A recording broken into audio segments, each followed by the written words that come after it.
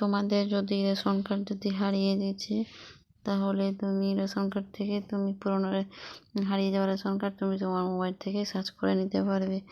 যে এখানে যে আছে না, এখানে ক্রমে সার্চ করবে food.w.gov.in সার্চ করবে। করার পর তারপরে আছে যে এখানে আছে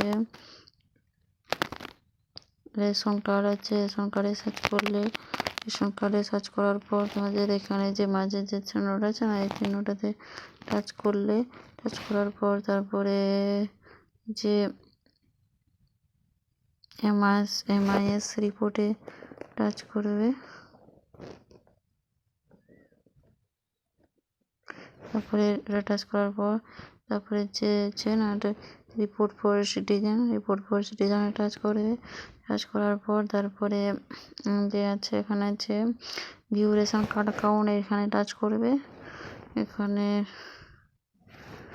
টাচ করার পর তোমার এখানে যে ডিস্ট্রিক্ট আছে, ডিস্ট্রিক্টটা চয়েস করে নেবে।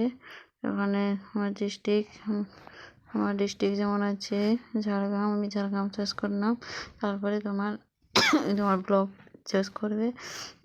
ব্লক চয়েস করার পর তারপরে তুমি তোমার এখানে তোমার ডিলারের নাম চয়েস করে নেবে।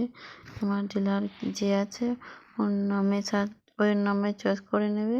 ওর নামে চয়েস করার পর তারপরে বলি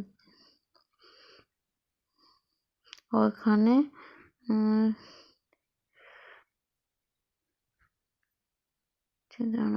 বলছি